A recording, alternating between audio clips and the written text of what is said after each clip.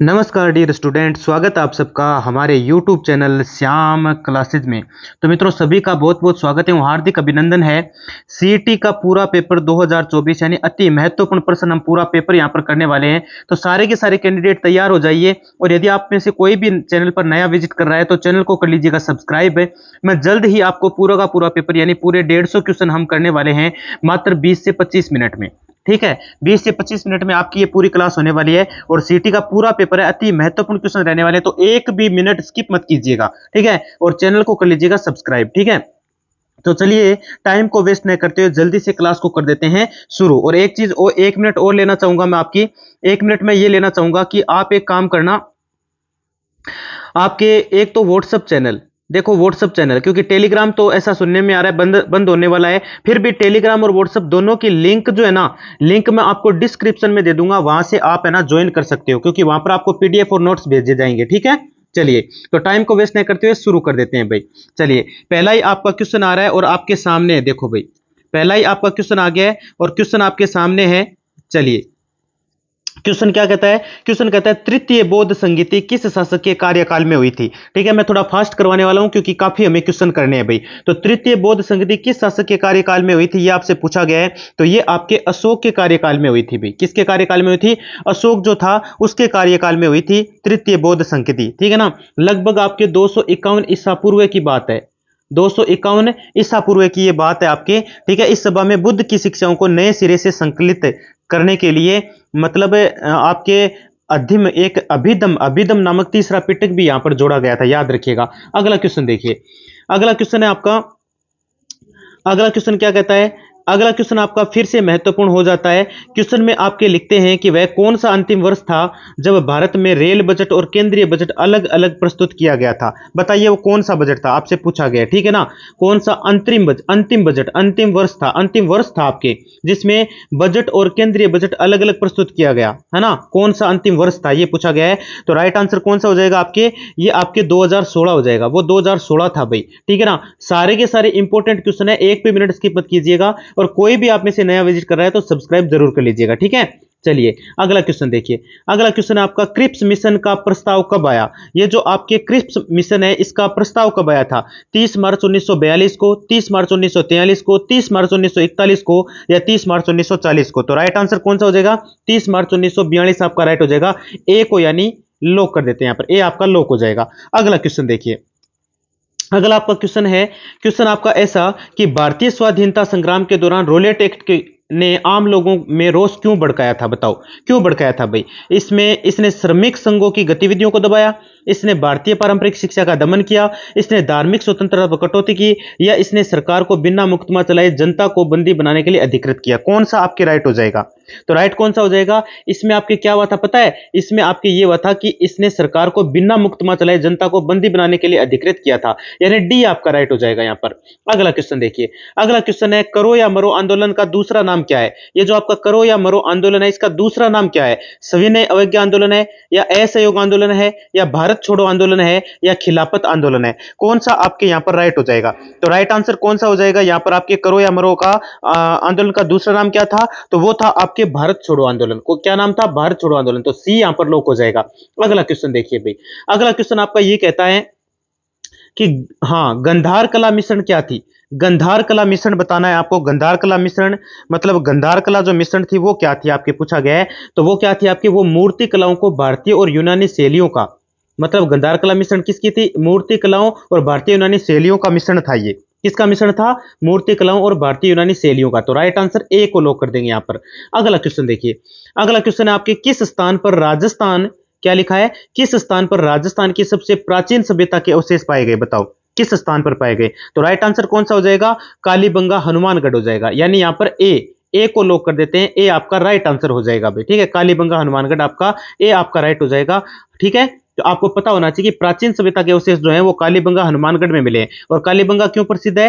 गुरुजी काली चूड़ियों के लिए प्रसिद्ध है, और काफी अवशेष यहां पर मिले हैं भाई। ठीक है, याद रखिएगा, इंपॉर्टेंट क्वेश्चन था ये आपका। सिंधु घाटी सभ्यता से संबंधित है ये, और ये कांस्य युगीन सभ्यता थी। कौन सी थी? कांस्य युगीन सभ्यता ये मानी जाती है। अगला क्वेश्चन देखो भाई, अगला क्वेश्चन है, देखो ज्यादा मैं व्याख्या करने वाला नहीं हूं कोई भी क्वेश्चन की, क्योंकि फास्ट हमें करना है पूरा पेपर जो हमें करना है। रूपायन संस्थान जोधपुर का मुख्य कार्य बताओ। बाल विकास, नारी विकास, राजस्थानी कला का संकलन या ग्राम उत्थान, कौन सा राइट हो जाएगा? तो रूपायन संस्थान जोधपुर का मुख्य कार्य आपके क्या था? वो था आपके राजस्थानी कला का संकलन। ठीक है, तो राइट आंसर सी को यहां पर लॉक कर देते हैं। अगला क्वेश्चन देखिए भाई, अगला क्वेश्चन आपके, क्वेश्चन कहता है निम्नलिखित परिस्थितियों को उनके समय अनुसार सुमेलित कीजिए। तो रणकपुर परिस्थिति 1460 लिखा है, कुंभलगढ़ आगे 1554 में, राज परिस्थिति आगे 1439 लिखा है। आपको सही से सुमेलित करना है। तो राइट आंसर कौन सा हो जाएगा आपके? तो रणकपुर परिस्थिति आपके 1439 हो जाएगा। कुंभलगढ़ परिस्थिति की बात करें तो कुंभलगढ़ परिस्थिति का राइट क्या हो जाएगा आपके? जो कुंभलगढ़ परिस्थिति है वो आपके 1460 सही हो जाएगा। ठीक है, और उसके बाद में राज परिस्थिति लिखा है, क्या लिखा है आपके? राज परिस्थिति। राज परिस्थिति के लिए राइट कौन सा डेट हो जाएगी? 1676 हो जाएगी। बीकानेर परिस्थिति आपके बच गया, कितना? 1554 में, ये हो जाएगा। समझ गए? Very good. अगला क्वेश्चन देखो, अगला क्वेश्चन क्या कहता है? कुंभलगढ़ दुर्ग का वास्तुकार कौन था? ये जो आपका कुंभलगढ़ दुर्ग है इसका वास्तुकार कौन था, ये आपसे पूछा गया है। विद्याधर था, मंडन था, केशवदास था या महेंद्र था? कौन सा आपके राइट हो जाएगा? तो राइट आंसर आपका मंडन हो जाएगा। यहां पर बी को लॉक कर देते हैं भाई, बी आपका राइट आंसर हो जाता है। अगला क्वेश्चन देखिए, अगला क्वेश्चन है आपका, किसे महाराणा प्रताप का पथ प्रदर्शक कहा जाता है? किसे महाराणा प्रताप का पथ प्रदर्शक कहा जाता है? राव मालदेव को, मोटा राजा उदय सिंह, राव चंद्रसेन या अमर सिंह राठौड़? कौन सा आपके राइट हो जाएगा? तो आपके किसे महाराणा प्रताप का पथ प्रदर्शक कहा जाता है? तो पथ प्रदर्शक महाराणा प्रताप का राव चंद्रसेन था भाई। राइट आंसर बी हो जाएगा, बी को यहां पर लॉक कर देते हैं। अगला क्वेश्चन देखिए, अगला क्वेश्चन है आपका, ललित विग्रह राज का रचयिता, क्या लिखा है? ललित विग्रह राज का रचयिता सोमदेव किस चौहान शासक के दरबार में था? विग्रहराज फोर्थ के था, सोमेश्वर के था, पृथ्वीराज के था या अर्णोराज के था? तो इसमें राइट कौन सा हो जाएगा आपका? विग्रहराज फोर्थ राइट हो जाएगा, यानी यहां पर ए को लॉक कर देते हैं, ए आपका राइट आंसर हो जाएगा। अगला क्वेश्चन देखिए, अगला क्वेश्चन है आपका, अगला क्वेश्चन आपका ये कहता है कि 1857 के विद्रोह के प्रति मेवाड़ के महाराणा की क्या नीति थी? विद्रोहियों का समर्थन, उदासीनता, अंग्रेजों का सहयोग या फिर विद्रोह को व्यवस्थित करने की सक्रिय भूमिका? तो राइट आंसर यहां पर कौन सा होने वाला है आपके? तो राइट आंसर कौन सा हो जाएगा आपके? 1857 के विद्रोह के प्रति मेवाड़ के महाराणा की नीति क्या थी? तो वो नीति आपके आज सबको पता होनी चाहिए भाई। क्या नीति थी? अंग्रेजों का सहयोग करना उसकी नीति थी। राइट आंसर बी हो जाएगा यहां पर। अगला क्वेश्चन देखो, अगला क्वेश्चन है आपके, निम्नलिखित में से कौन सा समाचार पत्र विजय सिंह पथिक ने वर्धा से प्रकाशित किया था? वर्धा से कौन सा समाचार पत्र प्रकाशित किया था? किसने किया था? विजय सिंह पथिक ने। तो राइट हो जाएगा आपका राजस्थान केसरी। गुरु जी कहां लिखा है? सी में लिखा है, सी आपका राइट हो जाएगा, सी को लॉक कर देते हैं। अगला क्वेश्चन देखिए, अगला क्वेश्चन आपका ये कहता है कि ट्रेंच आयोग का गठन किस आंदोलन के दौरान किया गया? जो आपके ट्रेंच आयोग है उसका गठन किस आंदोलन के दौरान किया गया, ये पूछा गया है। तो राइट आंसर आपका बेंगू हो जाएगा। कौन सा हो जाएगा? बेंगू आपका राइट हो जाएगा। ठीक है, देखो बहुत ही महत्वपूर्ण क्लास चल रही है और बहुत ही फास्ट हम कर रहे हैं और जल्दी से, यानी 20 से 25 मिनट में पूरा पेपर करने वाले हैं। अगला क्वेश्चन देखो भाई, अगला है, भोगीलाल पांड्या किस प्रजामंडल के आंदोलन से संबंधित है? भोगीलाल पांड्या का नाम आया यहां पर, किस प्रजामंडल आंदोलन से संबंधित है? तो कौन से हैं वो? आपके ये डूंगरपुर प्रजामंडल आंदोलन से संबंधित है। अगला क्वेश्चन देखो भाई, अगला क्वेश्चन है, नाथ संप्रदाय की प्रमुख पीठ स्थित है। नाथ संप्रदाय की प्रमुख पीठ कहां स्थित है? महामंदिर जोधपुर में, नाथ द्वारा राजसमंद में, नरेणा जयपुर में या शाहपुरा भीलवाड़ा में? कौन सा आपके यहां पर करेक्ट आंसर होने वाला है? तो नाथ संप्रदाय की जो प्रमुख पीठ है वो आपके दोस्तों महामंदिर का नाम आता है और कहां पर है? ये जोधपुर में है। ए आपका लॉक हो जाएगा, यानी ए को यहां पर क्या कर देते हैं? लॉक कर देते हैं। अगला क्वेश्चन देखो, अगला है आपका, यशोधरा चरित्र का चित्रांकन कब हुआ? 1588, 1591, 1585 या 1590? कौन सा आपके राइट होगा यहां पर? तो यशोधरा चरित्र का चित्रांकन कब हुआ था आपके? हाँ, चित्रांकन हुआ था, ये आपसे पूछा कब हुआ था। तो राइट आंसर आपका यहां पर बी हो जाता है, 1591 ईस्वी में हुआ था भी। राइट आंसर 1591 हो जाएगा। अगला क्वेश्चन आपका क्या कहता है? किपलिंग लिखा है, किपलिंग ने किस दुर्ग के बारे में कहा कि इसका निर्माण परियों और फरिश्तों ने करवाया है? तारागढ़ दुर्ग बूंदी, मेहरानगढ़ दुर्ग या जैसलमेर दुर्ग या चित्तौड़गढ़ दुर्ग? कौन सा आपके राइट हो जाएगा बताइए। तो आपके किपलिंग ने किस दुर्ग के बारे में कहा था कि इसका निर्माण परियों और फरिश्तों ने करवाया है? तो ये आपके मेहरानगढ़ दुर्ग के लिए कहा गया था भाई। राइट आंसर यहां पर बी हो जाएगा, बी को यहां पर लॉक करेंगे। आमेर शैली के प्रारंभिक काल के चित्रित ग्रंथों में यशोधरा चरित्र भी नामक ग्रंथ एक, जैसे पहले वाला जो क्वेश्चन आया था ना, वो आमेर की शैली के प्रारंभिक काल से माना जाता है। जो पिछला जो क्वेश्चन आया था उसकी बात कर रहा हूं, यशोधरा चरित्र की। ठीक है, और किपलिंग वाला मैंने आपको बताई दिया अलग से अच्छे से। और अगला क्वेश्चन आपका ये हो जाता है 20 नंबर, मरु मेला कहां लगता है भाई? बताइए मरु मेला कहाँ लगता है? ये बड़ा ही इंपॉर्टेंट है और इंटरेस्टिंग क्वेश्चन है, क्योंकि इससे बाहर आपके कुछ भी जाने वाला है नहीं। तो बाड़मेर होगा, जैसलमेर होगा, बीकानेर होगा या मेवाड़ होगा, कौन सा आपके राइट हो जाएगा? तो मरु मेला आपके राइट आंसर बी हो जाएगा। कौन सा हो जाएगा आपके? जैसलमेर को यहां पर राइट कर देंगे भाई, जैसलमेर लॉक कर देते हैं। अगला क्वेश्चन देखिए, अगला है आपका 21 नंबर। 21 नंबर कहता है राजस्थान साहित्य अकादमी की स्थापना कब हुई? राजस्थान साहित्य अकादमी की स्थापना कब हुई आपसे पूछा गया है। 1955 में, 1956 में, 1978 में या 1958 में? कौन सा राइट हो जाएगा बताओ? राजस्थान साहित्य अकादमी की स्थापना कब हुई आपसे पूछा गया है। राइट आंसर आपका डी हो जाएगा भाई, डी को लॉक कर देते हैं। 1958 कब है? 1958 में, ठीक है। हाँ, और एग्जैक्ट डेट पूछे तो 28 जनवरी थी उस दिन, 28 जनवरी 1958 की बात है। अगला क्वेश्चन देखो, अगला क्वेश्चन है आपका नृत्यों का सिरमौर किस नृत्य को कहा जाता है? नृत्यों का सिरमौर किस नृत्य को कहा जाता है? कौन सा नृत्य नृत्यों का सिरमौर कहलाता है? तो आपकी घूमर कहलाता है भाई, डी लोक हो जाएगा, ठीक है ना। घूमर को क्या कहते हैं? नृत्यों का सिरमौर कहते हैं। अगला क्वेश्चन देखो, अगला क्वेश्चन आपका सूबेदार चुनाराम फागड़िया का जन्म कहां हुआ? जो आपके सूबेदार चुनाराम फागड़िया है उनका जन्म कहां हुआ था भाई? चूरू में हुआ था, नागौर में हुआ था, सीकर में हुआ था या जयपुर में हुआ था?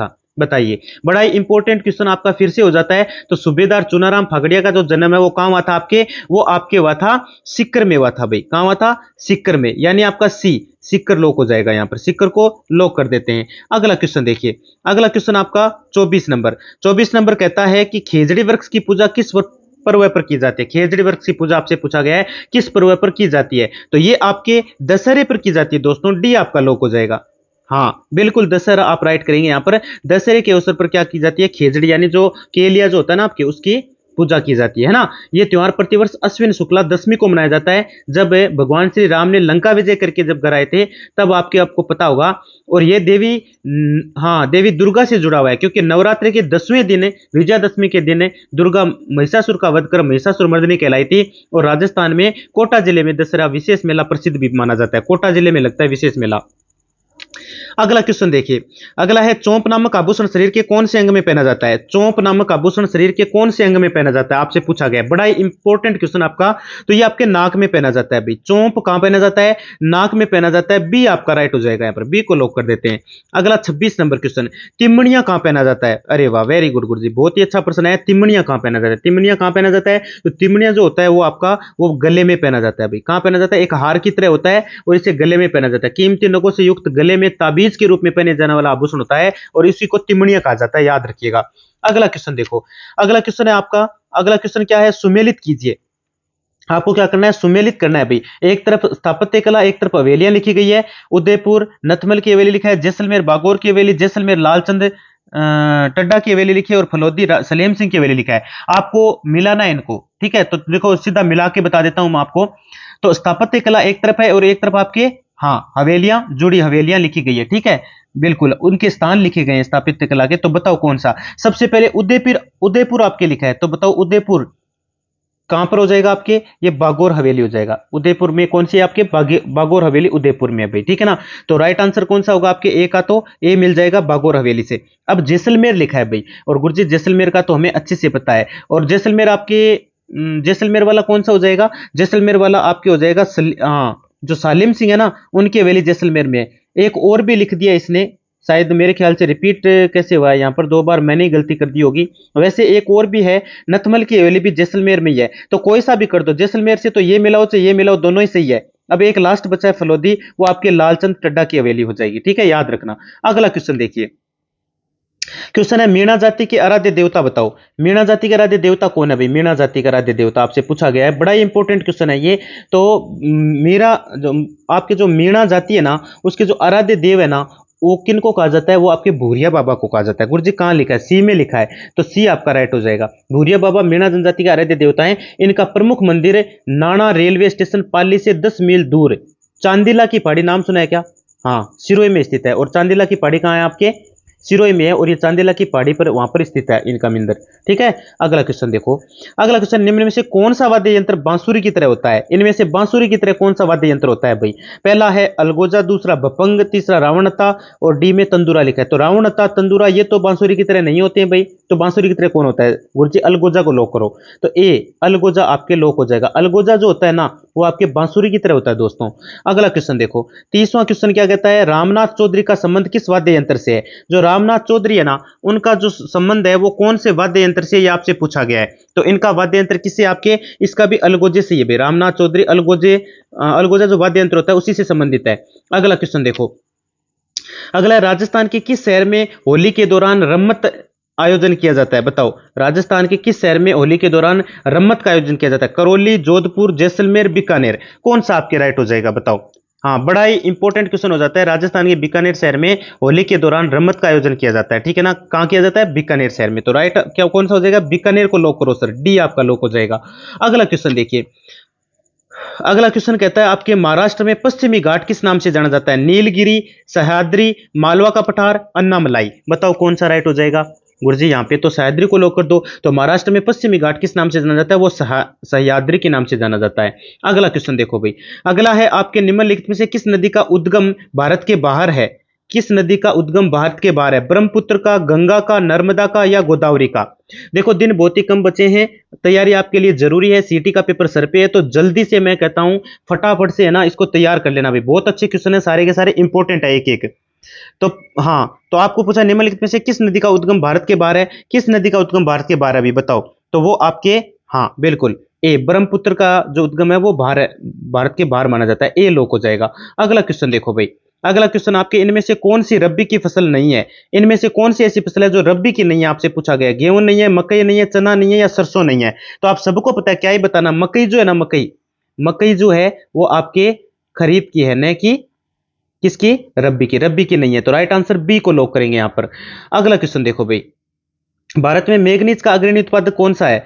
बताओ भारत में मैग्नीज का अग्रणी उत्पादक कौन सा है? बताओ पश्चिम बंगाल है, झारखंड है, ओडिशा है, इनमें से कोई नहीं होगा। कौन सा राइट होगा बताओ? भारत में मैग्नीज का अग्रणी उत्पादक आपसे पूछा है, राइट आंसर आपका सी ओडिशा हो जाएगा। कौन सा हो जाएगा? ओडिशा आपके राइट हो जाएगा भाई, ठीक है ना? तो लॉक किसको करते हैं? सी को लॉक कर देते हैं। अगला क्वेश्चन देखिए, अगला क्वेश्चन आपका ये कहता है कि राष्ट्रीय उद्यान में सबसे अधिक एक सींग वाले गेंडे कहां पाए जाते हैं? जो राष्ट्रीय आपका उद्यान है उसमें सबसे अधिक एक सींग वाले गेंडे कहां पाए जाते हैं? जिम कार्बेट में, रणथंबोर, काजीरंगा या बंदीपुर, कौन सा राइट हो जिसे बताओ? हाँ, बहुत ही इंपॉर्टेंट क्वेश्चन है वो भी, कि राष्ट्रीय उद्यान में अधिक से एक सींग वाले गेंडे पाए जाते हैं तो कहां पाए जाते हैं? वो आपके काजीरंगा में पाए जाते हैं। काजीरंगा, कौन सा? काजीरंगा राइट हो जाएगा। और लॉक किसको कर देते हैं? सी को लॉक करेंगे यहां पर। अगला क्वेश्चन देखिए, अगला है आपके हिंदुस्तान मशीन टूल्स किस जिले में है? ये जो हिंदुस्तान मशीन टूल्स है ये कौन से जिले में है भाई? तो ये तो गुरुजी हम सबको पता है, अजमेर में है। कहां पर है? अजमेर में। अजमेर लिखा है इसमें सी में, अजमेर आपका राइट हो जाएगा। अगला क्वेश्चन देखो, अगला क्वेश्चन आपका क्या कहता है? अगला क्वेश्चन कहता है गैर परंपरागत ऊर्जा स्रोतों में कौन कौन से हैं? आपके गैर परंपरागत ऊर्जा स्रोतों में कौन कौन आता है? सौर ऊर्जा, पवन ऊर्जा, ज्वारीय ऊर्जा या ये सभी आ जाएंगे? बताओ, बड़ा ही इंपॉर्टेंट क्वेश्चन है ये भी। तो गैर परंपरागत ऊर्जा स्रोतों में इनमें से कौन सा आ जाता है? तो ये सारे ही आ जाते हैं, सारे के सारे गैर परंपरागत स्रोत है भाई, है ना? तो डी लॉक हो जाएगा। उपयुक्त सभी को लॉक करेंगे यहां पर। अगला क्वेश्चन देखो, अगला है निम्नलिखित में से असत्य कथन का चयन करो। विश्व का एकमात्र वृक्ष मेला खेजड़ली ग्राम जोधपुर में लगता है। अमृता देवी के नेतृत्व में 1730 में 363 स्त्री पुरुषों ने वनों को बचाने के लिए वृक्षों से लिपटकर बलिदान दिया। अमृता देवी की स्मृति में खेजड़ली गांव एक मृग उपवन में स्थापित किया गया है, या इनमें से कोई नहीं? आपको क्या पूछा गया था इसमें? इसमें आपको पूछा था असत्य कथन का चयन करना है। तो असत्य कथन इसमें कोई भी नहीं है भाई, इसमें सारे के सारे से ये भी सही है, ये भी सही है और ये भी सही है, बिल्कुल सारे करेक्ट है। तो आपका डी लॉक हो जाएगा यहाँ पर। ये सारे ही सही है, 3% भी याद हो गए साथ में। अगला क्वेश्चन, अरावली पर्वत के संबंध में गलत तथ्य की पहचान करो। अरावली पर्वत के संबंध में गलत तथ्य की पहचान करनी है। कौन सा गलत तथ्य अरावली के संबंध में? बताइए। तो राइट आंसर कौन सा हो जाएगा? कि इसकी कुल लंबाई 550 है, ये गलत है आपके। 550 थोड़ी है ना गुरुजी, 550 तो कोई नहीं, तो कितनी है? 692 है गुरुजी। 692 जना 550 वाला गलत हो गया नहीं, बाकी सब राइट है, ठीक है। असत्य गलत कथन कौन सा था? 692 होना चाहिए था, 550 लिखा है, तो बी लॉक हो जाएगा। अगला क्वेश्चन देखो, अगला क्वेश्चन है बाणगंगा नदी का उद्गम किस जिले से होता है? बाणगंगा नदी का बताओ, कौन से जिले से बाणगंगा नदी का उद्गम होता है? तो किससे होता है आपके? ये जयपुर से होता है दोस्तों। अगला क्वेश्चन आपका अगला है, चंबल परियोजना के अंतर्गत कुल 4 बांध बनाए गए हैं, जिनमें से कौन सा बांध राजस्थान में नहीं है? बताओ, इनमें से कौन सा बांध राजस्थान में नहीं है? आपसे पूछा गया है। 4 बांध बनाए गए चंबल नदी के पास में, तो वो कौन सा इसमें राजस्थान में नहीं है, ये आपसे पूछा गया है। तो गांधी सागर बांध राजस्थान में नहीं है, बाकी सारे तो आते ही है ना? तो ए लॉक हो जाएगा यहाँ पर। अगला क्वेश्चन आपका जोहड़ कहा जाता है। जोहड़ किसको कहा जाता है भाई? एक सांप की प्रजाति को, भेड़ की नस्ल को, शेखावाटी के कच्चे कुओं को, या पठारी क्षेत्र की नदियों को। तो शेखावाटी में जो कच्चे कुएं होते हैं इनको जोड़ कहते हैं। जोड़ा कौन जानोगे? जोड़ा, ठीक है ना, जोहड़, उनको जोहड़ कहते हैं भाई, ठीक है ना। तो राइट आंसर कौन सा हो जाएगा? सी हो जाएगा। अगला क्वेश्चन क्या कहता है? अगला क्वेश्चन कहता है राजस्थान में सर्वाधिक त्रिवेणी संगम किस नदी द्वारा बनाए जाते हैं? राजस्थान में सर्वाधिक त्रिवेणी संगम चंबल द्वारा, बनास द्वारा, माही द्वारा, या लूणी द्वारा? किसके द्वारा बनाए जाते हैं भाई? तो राइट आंसर कौन सा हो जाएगा यहाँ पर?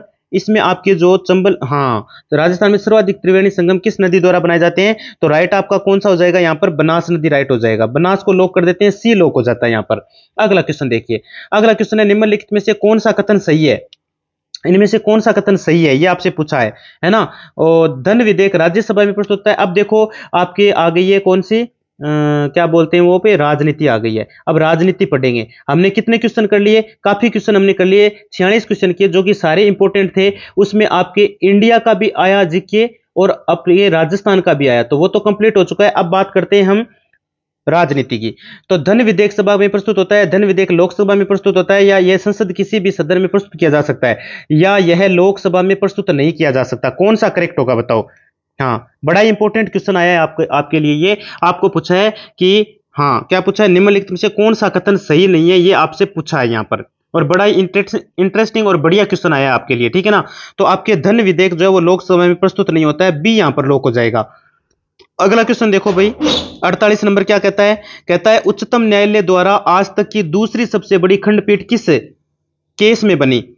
तो गोलकनाथ के केस में, मिनर्वा मिल्स केस में, बैंक नेशनलाइजेशन केस में, या टीएमआई फाउंडेशन केस में? कौन सा करेक्ट होगा जल्दी से बता दीजिए आप। बड़ा इंपॉर्टेंट क्वेश्चन ये भी आया है ना। हाँ, अच्छा क्वेश्चन है आपके लिए ये, बिल्कुल इंपॉर्टेंट क्वेश्चन हो जाता है। बताओ उच्चतम न्यायालय द्वारा क्या पूछा गया है कि आज तक दूसरी सबसे बड़ी खंडपीठ किस केस में बनी? तो वो बनी थी आपके गोलकनाथ के केस में बनी थी। राइट आंसर ए हो जाएगा, ए को लॉक कर देते हैं। अगला क्वेश्चन देखिए। अगला क्वेश्चन आपका क्या कहता है? न्यायिक पुनर्वलोकन प्रचलित है। जो न्यायिक पुनर्वलोकन है वो प्रचलित है केवल भारत में है, केवल यूएसए में, यूके में, या फिर भारत और यूएसए दोनों में है? बताओ कहां पर है आपके न्यायिक पुनर्वलोकन प्रचलित, कहां पर है? बहुत इंपॉर्टेंट क्वेश्चन है ये आपका, ठीक है ना। तो राइट आंसर आपका हो जाएगा भारत और यूएसए दोनों में है भाई गुरुजी। तो डी को लॉक कर देते हैं यहां पर। अगला क्वेश्चन क्या है? अगला है संविधान की व्याख्या करने का अंतिम अधिकार किसको है? संविधान की व्याख्या करने का अंतिम अधिकार किसको है? बताओ किसको अधिकार है ये अधिकार आपके सर्वोच्च न्यायालय को होता है। गुरुजी डी को लॉक कर दीजिए। अरे बिल्कुल डी को लॉक करेंगे दोस्तों। अगला क्वेश्चन देखो, राजस्थान के प्रथम राज्यपाल कौन थे? राजस्थान के प्रथम राज्यपाल भी पता होना चाहिए, सबको पता होना चाहिए, और कोई इसको गलत नहीं करेगा, ठीक है ना। बताइए कौन बताएगा कि राजस्थान है? हाँ, कमेंट बॉक्स में भी छाप सकते हो। राजस्थान के प्रथम राज्यपाल कौन थे? कल्याण सिंह थे, कलराज मिश्र थे, गुरुमुख निहाल सिंह थे, या प्रतिभा पाटिल थे? बताओ कौन सा आपके यहां पर राइट आंसर हो जाने वाला है। और ये भी आपका अच्छा क्वेश्चन है, इंपॉर्टेंट क्वेश्चन है भाई, क्योंकि पहला तो आपको पता होना ही चाहिए। हाँ, होना चाहिए, सबको पता होना चाहिए कि संविधान, हाँ बिल्कुल बिल्कुल। बताओ कौन थे, कौन बताएगा? एक मिनट रुको। हाँ, चलिए कंटिन्यू करते हैं। राजस्थान के प्रथम राज्यपाल कौन थे? तो वो गुरमुख निहाल सिंह का नाम आता है, बी लोक हो जाएगा। अगला क्वेश्चन देखिए। अगला क्वेश्चन आपके यंग इंडियंस फोरम निम्नलिखित में से किस उद्योग व्यापार संगठन से संबंधित है? यंग इंडियंस फोरम निम्नलिखित में से किस उद्योग व्यापार संगठन से संबंधित है? ये आपसे पूछा गया है। तो ये आपके किससे संबंधित है? ये आपके सीआईसीआई से संबंधित है। किससे? सीआईसीआई से संबंधित है भाई। अगला क्वेश्चन देखो, सीआईआई से संबंधित है, ठीक है, याद रखना। अगला है, अगला क्या कहता है? देखो कंप्यूटर भी आ गया है, कंप्यूटर के प्रश्न भी आ गए। ब्रेक इवन पॉइंट और आउटपुट वह आउटपुट जिस पर उत्पादन करता केवल प्राचल मूल्य पुनर्प्राप्त कर सके, या सामान्य लाभ कमा सके, या पुराने नुकसान की भरपाई कर सके, या कुल मूल्य पुनर्प्राप्त कर सके? क्या पूछा आपसे? ब्रेक इवन पॉइंट पर आउटपुट वह आउटपुट है, वह आउटपुट है जिस पर उत्पादन करता। कौन सा वो आउटपुट है जिस पर उत्पादन करता? इनमें से कोई ऑप्शन होगा, बताओ कौन सा राइट हो जाएगा? तो केवल प्रचालन मूल्य पुनर्प्राप्त कर सके, यही होगा इसका, ठीक है ना। हाँ, ये उत्पादन करता जिस पर क्या कर सकता है? केवल प्रचालन मूल्य पुनर्प्राप्त कर सकता है। कौन कर सकता है? उत्पादन करता, ठीक है। राइट हो जाएगा ए आपका। अगला क्वेश्चन क्या कहता है? अगला कहता है बीज फसल बीमा योजना किस वित्तीय वर्ष में शुरू की गई थी? हाँ, किस वित्तीय वर्ष में शुरू की गई थी बीज फसल बीमा योजना? तो चलो मैं ये आप पर छोड़ता हूं, एक क्वेश्चन मैं आप पर छोड़ता हूं, आप इसको कमेंट बॉक्स में बताएंगे। कहां बताएंगे? कमेंट बॉक्स में बताएंगे, गलत नहीं करना है, ठीक है ना। या मैं ही बताऊं? 1999 2000 कर लेना, ठीक है, 1999 2000 में हुई थी ये। अगला क्वेश्चन देखो, एमईपी का पूरा नाम क्या है भाई? एमईपी का पूरा नाम आपसे पूछा गया, क्या होता है एमईपी का पूरा नाम? तो जहां पे लिखा है मिनिमम एक्सपोर्ट प्राइस, कहां लिखा है? ये रहा मिनिमम एक्सपोर्ट प्राइस। तो राइट आंसर आपका यहां पर कौन सा हो जाएगा? सी हो जाएगा। एमईपी का पूरा नाम होता है मिनिमम एक्सपोर्ट प्राइस। अगला क्वेश्चन आपका अगला है 63 नंबर। क्या कहता है? कहता है राष्ट्रीय ई शासन योजना में मिशन मोड प्रोजेक्ट्स की संख्या क्या है? 22 है, 44 है, 27 है या 29 है? बताओ कितनी है? तो राइट आंसर हो जाएगा 44 हो जाएगा आपका, बी को लॉक कर देंगे यहां पर। अगला क्वेश्चन देखिए भाई, अगला क्वेश्चन आपका क्या कहता है? MAFLADA यानी मफालड़ा का लाभ निम्नलिखित में से किसे मिला है? जो मफालड़ा है उसका लाभ निम्न में से किसको मिला है, ये आपसे पूछा गया है। और ये भी आपका अच्छा क्वेश्चन है भाई, ठीक है ना? हाँ बिल्कुल, ये आपका इंपॉर्टेंट मोस्ट इंपॉर्टेंट क्वेश्चन हो जाता है कि जो मफालड़ा आपके है उसका हाँ किसको मिला है, मतलब लाभ किसको मिला है? भूमिहीन मजदूर को, बेरोजगार युवा को, छोटे उद्योग को या छोटे और मध्यम किसान को? तो मफालड़ा का ये किसानों को मिला है अभी, ठीक है ना? डी लॉक कर देंगे। अगला क्वेश्चन देखिए, अगला है राजस्थान के संदर्भ में निम्नलिखित में से शहरी स्थानीय सरकारी निकायों में शामिल किया जा चुका है? बताओ राजस्थान के संदर्भ में निम्नलिखित में से किसको शहरी स्थानीय सहकारी निकायों में शामिल किया जा सकता है? प्रदूषण नियंत्रण बोर्ड को या टाउन एरिया कमेटी को या शहरी विकास प्राधिकरण को या तीनों विकल्प सही हैं? बताओ इसमें कौन सा आपके राइट होगा? हाँ हाँ, बहुत ही इंपॉर्टेंट क्वेश्चन है ये भी आपका, ठीक है ना? आपसे जो पूछा गया है इंपॉर्टेंट क्वेश्चन हो जाता है आपका, और ये ऐसा मुझे लगता है कि आपका क्वेश्चन ये छप सकता है, ठीक है ना? और पक्का मुझे ऐसा लगता है कि ये पक्का छपेगा, ठीक है ना? ये क्वेश्चन आपका क्या होगा? ये पक्का छपने वाला है भाई। और पीछे वाले में वो किसान वाला, हाँ वो तो हो गया आपके। तो इसमें राइट आंसर कौन सा हो जाएगा? तीनों विकल्प आपके सही है, इन तीनों में शामिल किया जा सकता है, यहां पर डी आपका लॉक हो जाएगा। अगला क्वेश्चन देखो भाई, अगला है खस विशेषकर उत्पादित होती है। ये जो खस है ना, ये कहां उत्पादित होती है विशेषकर? तो ये आपकी उत्पादित होती है भाई भरतपुर में, राइट आंसर भरतपुर हो जाएगा। और फिर अगला क्वेश्चन क्या लिखा है? अगला लिखा है राजस्थान में वालरा क्या है? गुरुजी वालरा बताओ क्या है? तो वालरा राजस्थान में एक चलायमान खेती होती है भाई, डी को लॉक कर देंगे। चलायमान खेती जानोगे?